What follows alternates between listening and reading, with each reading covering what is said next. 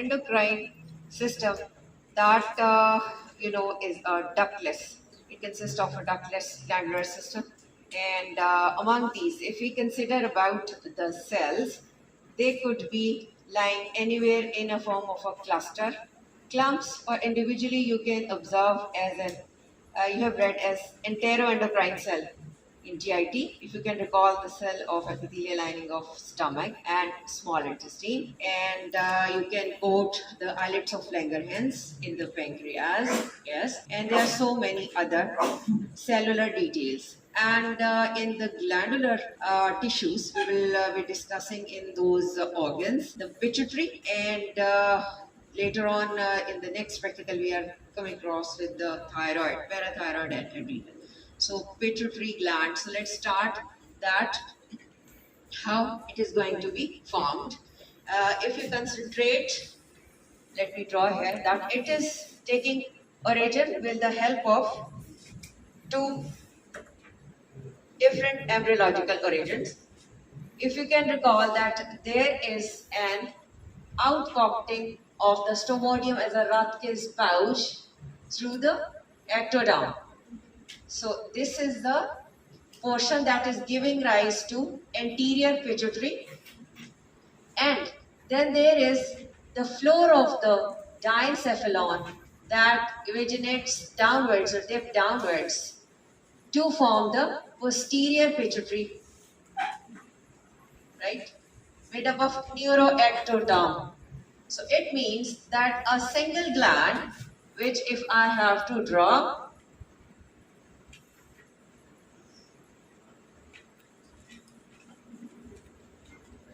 this is made up from two different portions. If you call it as anterior pituitary through ectoderm, and the posterior pituitary, the brain tissue or neuroectoderm, right? So now we will see that how finally it takes this shape. When they are supposed to develop, there lies a cleft in between. And due to their final shape, what happens? That the cleft lies here, and the part anterior to it is the anterior pituitary, and portion of it is called as Pars nervosa. Distalis. Okay, and the tubular extension of this pars distalis, around this is an infundibular stalk, you would say. The portion around it is called as pars tubularis, right? And there is another portion that lies behind this cleft or anterior to posterior pituitary. This is the third portion of adenohypophysis, that is pars intermedia, right? So now this is the posterior pituitary having the pars nervosa and infundibulum. And you can recall that this pituitary gland that rests in the base of the skull, in the pituitary fossa, in the sphenoid bone. You know that the sella turcica, called as Turkish saddle, saddle, due to the resemblance of the horse saddle, right? So now we, before going to the detail, let's just have a look that where the endocrinal tissues are there. So where we expect the endocrinal parts. First of all, if you consider this as your head region, you get the pituitary gland, right? That is going to produce. But above all, it is being regulated by the hypothalamus. Okay. Then we enter into the neck region. You expect here the thyroid and parathyroid, right? And the thymus, of course, till puberty.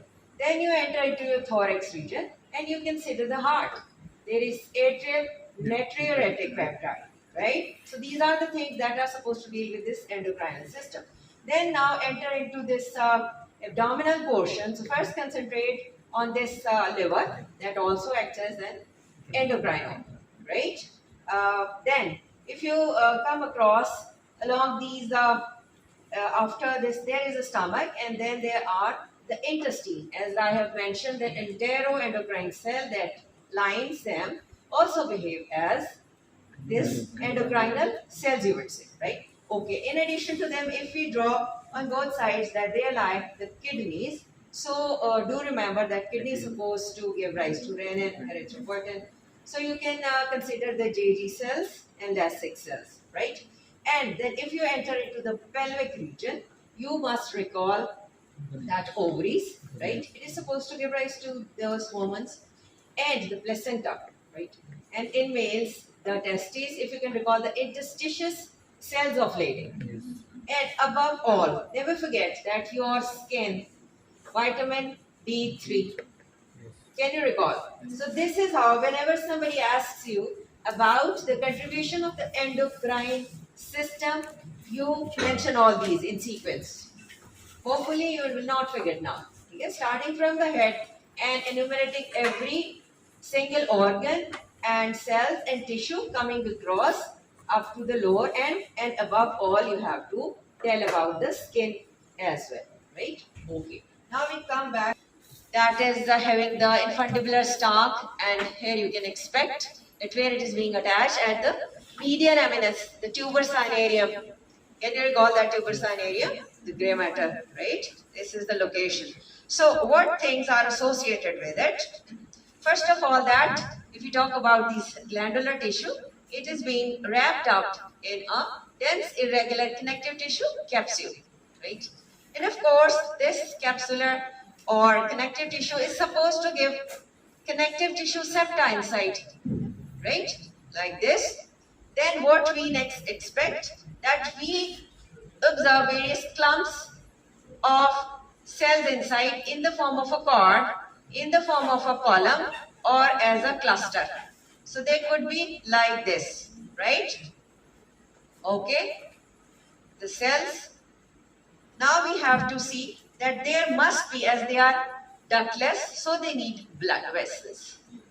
You will put fenestrated sinusoidal capillaries. So far, what we have learned about the 4 C's, just to make you recall. Number 1, the capsule.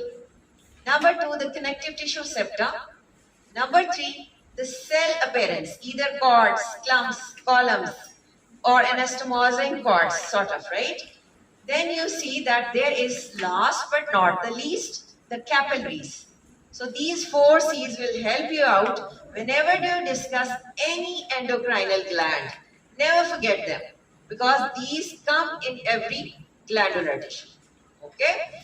Now, we will continue this with the help of diagrams as well. But first of all, let me tell this pars nervosa and the infundibulum, which are the part of posterior pituitary. They are having what? What content they could be? They are well laden with the unmyelinated axons. Because as we have seen that it is developed from your brain tissue or the floor of that diencephalon, right? So unmyelinated axons,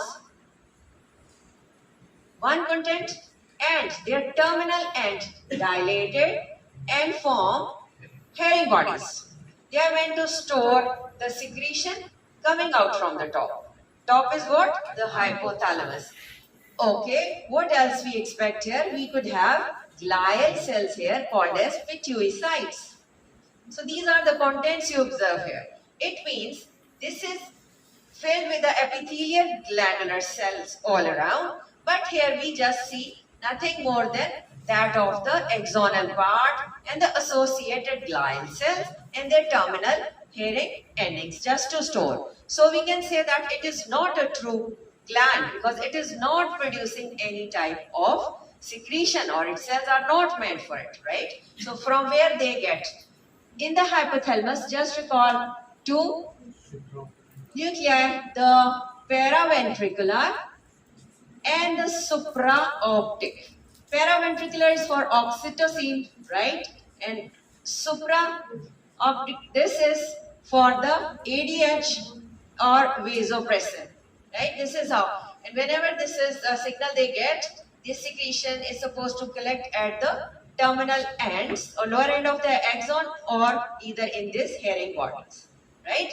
So this is just as a storehouse, not in a real sense as a gland, okay? And all this region either distalis, either this intermedia or this tuberalis. They are well laden with the two main types of cells. 50% are chromophobes, right? Phobia. So as the name is showing that they will not be taking any cellular staining web. They will be having light staining character. So they are of 50%. Then we have got 50% which are chromophils liking. So now again divided into two, the acidophils and the basophils, right? Acidophils should be of 40% and basophils are of 10%. Right? So this classification just tells us that cells are chromophobes and chromophils, and among them acidophils and basophils. But they do not tell us about the secretory activity, what they produce, right? And the content they are supposed to produce can be classified after immunohistocytochemistry. So let's enumerate those. Number one, the cells, how they will be appearing as somatotrophs. Okay. Number two, they could be as mammotrophs or lectotrophs, right? Then you observe them as corticotrophs. Then gonadotrophs, and finally the thyrotrophs. Now we will see what these cells are supposed to produce. This is another way of classification. So somatotrophs, they are supposed to produce growth hormone, right?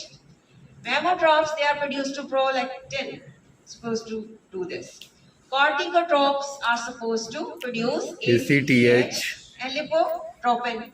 And these gonadotrophs are supposed to produce FSH and LH.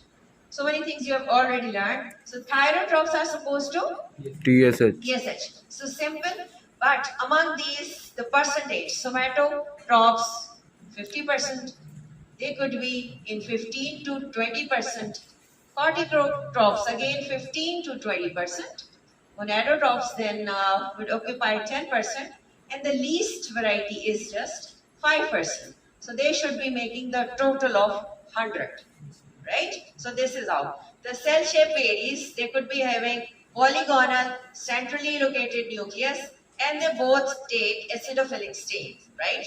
And these cellular detail could be polyhedral with the eccentrically located nucleus and are supposed to get the basophilic stain. Okay, these were the names. Now, this pars distalis is laden with all these cell details in it, which we just have mentioned. But this pars intermedia, they've got the cells, and these are supposed to produce in reptiles the MSH. Okay, and some follicular cysts could be present. The function is not known, filled with colloid, which we will observe in thyroid as well. These are just present here. And what about the pars tuberalis? They could be having the basophilic stain, cellular details, and they are supposed to produce FSH and LH. This is the main distributary pattern we will see in the pituitary gland. So let's have a look on the diagrams to make it a little bit more clear. Okay, as you can see that from the lower portion, the Rathke's pouch is there, just in a repeat, and from the top, the neorectoderm or the floor of diencephalon, that is coming downwards. Okay. Now you can see their approximation, and that is the developing sphenoid bone in which they are resting, and they are supposed to now make the pituitary gland. Now you see the full concept. This is now anterior pituitary, which is present. This is pars distalis.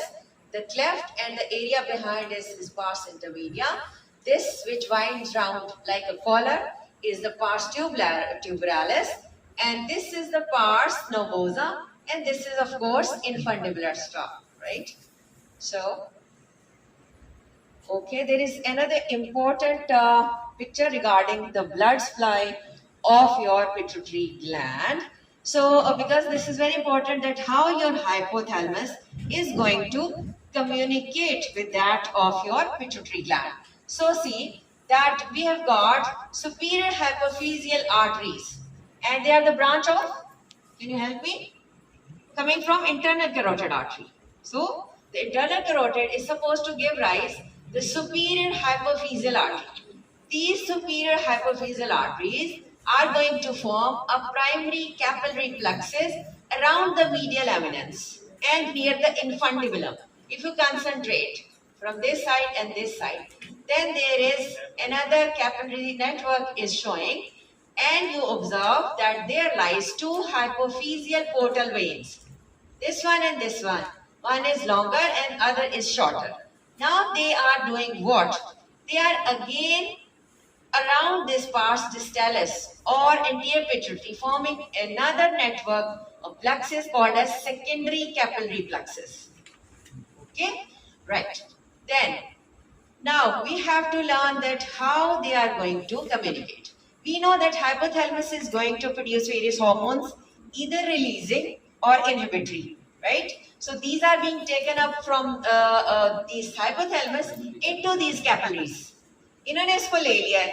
Now the blood is coming and entering into this secondary network, and we know that this cellular detail is resting in this pars distalis, intermedia, and the tuberculus. Now the infundibular portion is located here, and we get this the hypothalamus that has poured its hormonal secretion. They will act upon it. ठीक है, ऊपर से releasing and inhibitory hormones आ रहे थे, और यहाँ पे आपने देखा कि there could be the growth hormone, there is FSH, LH, thyroid release stimulating hormone, all the lot that is resting here. So this is how through this hypothalamo hypophyseal portal system your hormones they communicate and run in your body, right? So this is very important. What type of portal system it is? It is venous or arterial?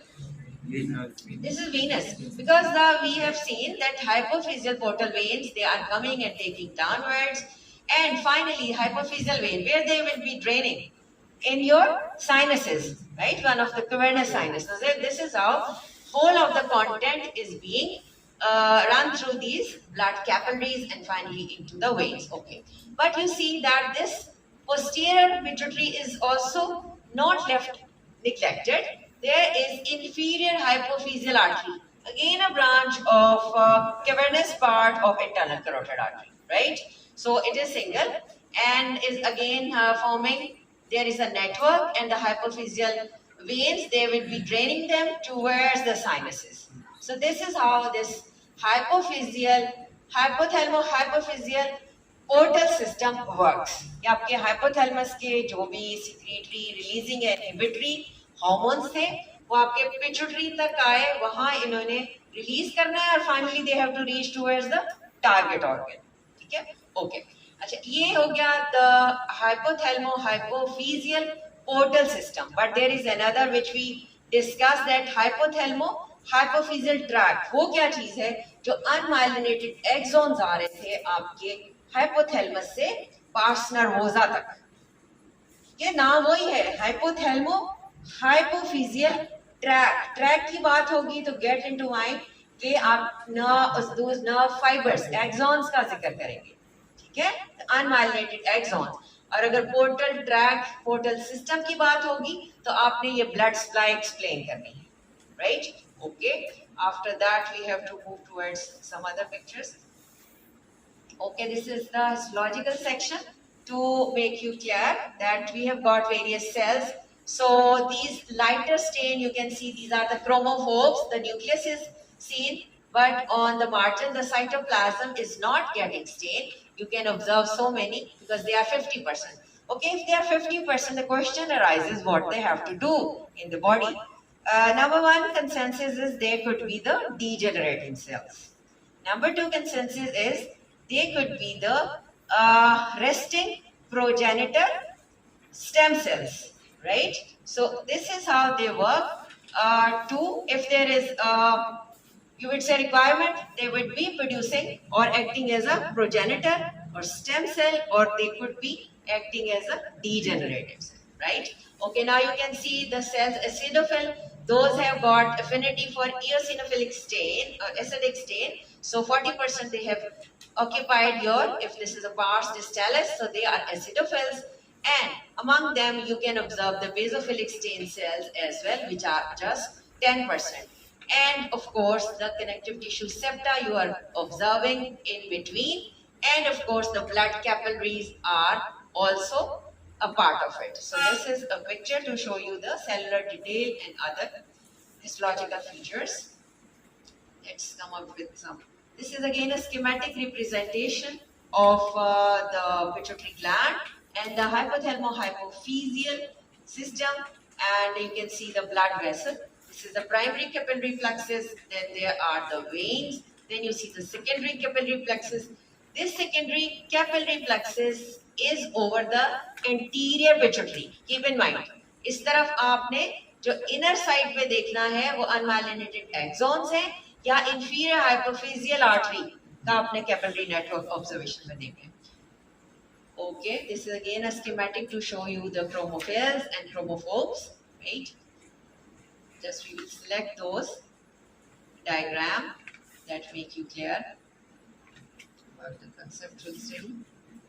Okay, this is a diagram just to make you recall that if you start from the top to bottom, you can observe there should be various endocrinal glands, which we mentioned pituitary, then we can see the thyroid, parathyroid, and other organs having the endocrinal cells, in which you get the heart. The thymus is also shown here, and you can see the liver, the stomach, the intestines, and if you put the kidneys, and of course the genitalia. Above that you get the testes and ovaries, and they carry the endocrinal cells. Okay, there is another picture to make you clear the same thing. This is just a picture. Okay, that is just a schematic representation of these cells: the somatotropes, the gonadotropes, the corticotropes, the lectotropes or mammotropes, and the thyrotropes. Right?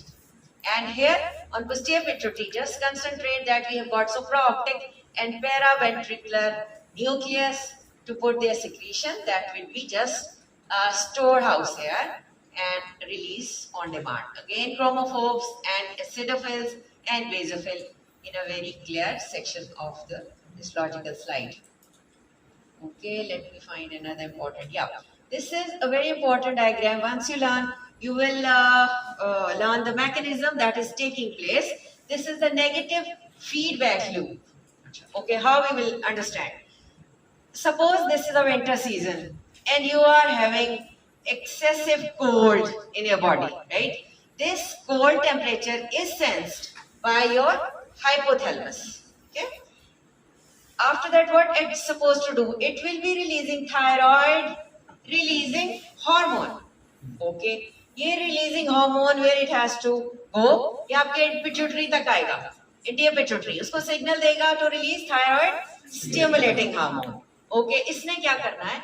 इसने thyroid पे act करना है. Thyroid क्या करेगा? Thyroid hormone को release करेगा. ठीक है? अब इस thyroid hormone ने क्या करना है? It is supposed to reach towards the target organ of your body. और उसने आपकी body का temperature increase करना है, जिसको कहते हैं basal body temperature. अच्छा, अब आपकी body heat up हो गई है under the influence of this thyroid hormone. What is gonna happen? That is being sensed again by your hypothalamus. Negative loop जा रही है और क्या करेगा ये? Synthesis इसकी रोकेगा कि अब हमें thyroid releasing hormone नहीं चाहिए, क्योंकि अब गर्मी शुरू हो गई है, हमें गर्मी लग रही है. ठीक है? One thing, and the other is it is supposed to block not only the receptors for this thyroid releasing hormone, but also inhibiting the synthesis of TSH, right? इसको भी negative signal मिल गया. So this whole negative feedback loop mechanism, which is one of the example of your endocrine system, that how it works, will maintain the homeostasis. ठीक है? ऐसे नहीं है कि आपका hypothalamus सिर्फ गर्मी को सेंस कर ले तो वो कोई चीज स्टॉप कर दे तो आपकी बॉडी वर्क ना करे, या सर्दी को सेंस कर ले और keep on producing the thyroid. No, there is always check and balance inside the human body. So you can quote any example. इससे पहले हमने क्या पढ़ा था? इस तरह की regulation in your ovaries, right? In thyroid where you learn the hypothalamus, the pituitary, and the cyclic changes. So these are the example. If any question or note related to endocrine system comes, तो आप अगर इसको भी ज़हन में रख के explain कर लें, you will achieve full marks. Okay. After that important heading, let's find one or two more pictures.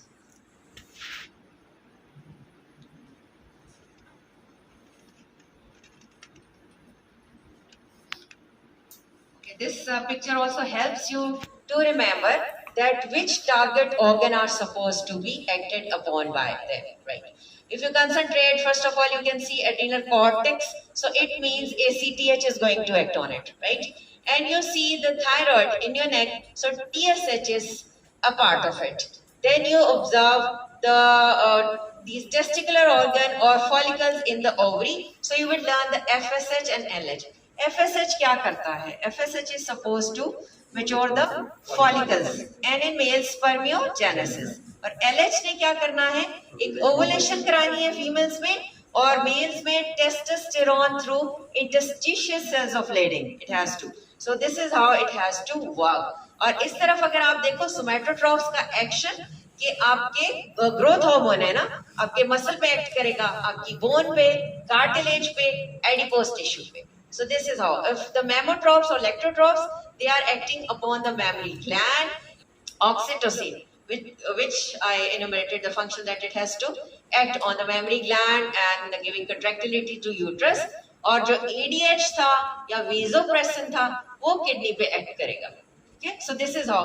कोई एक पिक्चर आप अच्छे तरीके से कर लें तो you will be able to discuss the effects.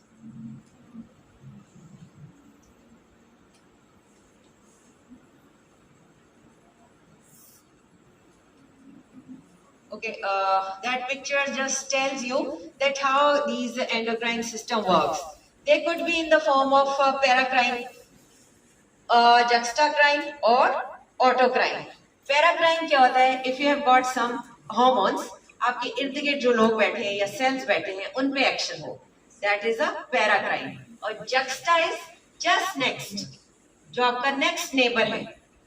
आप एक सेल हो और दूसरे पे आपने एक्ट करना है. और ऑटोक्राइन क्या है? सेम सेल, इधर ही से हार्मोन रिलीज हुआ और रिसेप्टर्स हैं ऑन द अदर सरफेस और अपने ही ये काम हो रहा है. Like if you bake a cake and you he are supposed to eat it up, तो क्या होगा? खुद ही बनाए खुद ही हम खा जाए, तो वो ऑटोक्राइन हो जाएगा. So this is how. And they take the mode either these blood capillaries which is most prominent feature, other interstitial fluid could be a part through this they can send their secretion.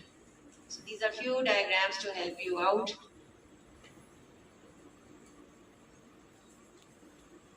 One more, I think. That is about the formation, blood supply. Okay, I think they are enough. We have to now see the slide.